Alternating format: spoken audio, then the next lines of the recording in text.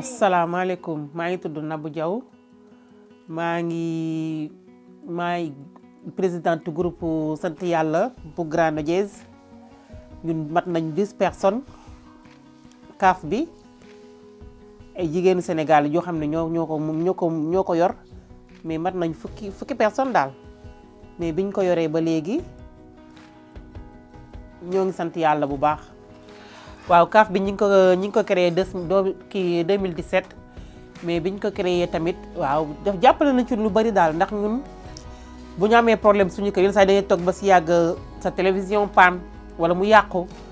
dañ lay woote dañuy dem ci groupe bi ñu abal ñu yenn saa yi tamit nga am problème Sénégal tamit ñun la ciy dimbali lu baree bari ñun tamit ñun suñu biir tamit yenn saa yi dañuy am problème kenn ku ne xam nga nag fii li fi nekk fii moom xam nga dëkk bi kenn ku ne góor ñi moom mooy loolu chaque jour seen bëgg nañu mais duñu mën dimbali yenn yëpp ñoo ko mën xale yi tamit gis nga ko boo yoree doom tamit gis nga ko yenn saa yi ñun ñooy fay école yi ci loolu lañ koy fayee bu ñuy jënd tamit suñu kër defar suñu kër tamit ay lu ñu bëgg soxla suñu kër tamit ci CAF bi lañ koy jël pour lifi bëri na ci daal loo xam ne daal ñun suñu biir daal ñu ngi ciy jàppale lu bëri chaque jour Sénégal da ngay toog xam nga Sénégal li fa nekk da ngay jékki-jékki ñu woo la ne la ñu ko temps nii mais suñu bu ñu wootantee si biir groupe bi rek après dañ la koy jox te doo ci am problème léegi ñun buñ ko lebee tamit xam nañ niñ koy fayee ndax yenn saa yi ñu leb bu njëkk ba ñu ngi doon commencé di leb ay 100 ay 200 ba tey ji ñu ngi leb ba ay 1000 tamit xam nga loolu tamit dimbal la tey boo xam ne tey moment bi ñu nekkee woon tey ñi nekk ci ay di leb 200 euros tey ba yem ci 1000 euros dem mu bëgg a dépassé ay 1000 et quelque kon tamit nga xam ne lii mi ngi dimbali lu bari bari moo tax daal ñu ngi woo suñu mbokk jigéen yi képp koo xam ni bëgg nga ci bokk wala bëgg nga xool nuñ la koy monté li nga waxtaan ak ñun ñu jàppale la pour ñu def ko. waa CAF bi dañ koy def chaque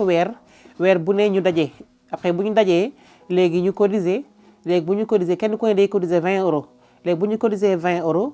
léegi bu ñu la ko lebalee bu ñu lebalee daal après dañ koy fay par 6 mois lañ koy fay daal te 6 mois bi kenn ku ne dañ ko waxtaan suñu biir daal ba ñu juboo léegi 6 mois bi. kenn ku ne yow chaque mois da ngay ñëw indi sa cotisation 20 euros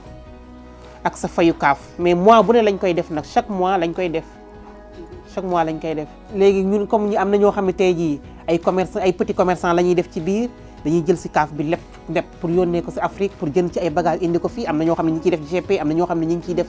yeneen ak yeneen comme man mi yenn saa yi ma jënd ci greffage yónnee ko Sénégal ñu jaayal ñu jëndal ma ko su ma ci lebee mën naa ko indi fi tamit jënd ci ay chaîne ak ay jaaro problème bu ne lañ ko mën a lijjante ko te tey jii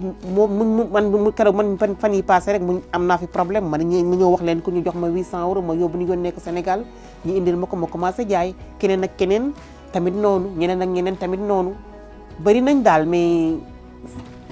chaque mois daal wax dëgg yàlla ñu ngi ciy gis suñu bopp. ñu ngi doon leb ay 600 di leb ay 800 mais tey jii bëgg nañ suñu CAF bi ñu dem ba nga xam ne kenn ku ne mën nga ci ay 2000 wala 3000 euros. waaw ndax wax dëgg yàlla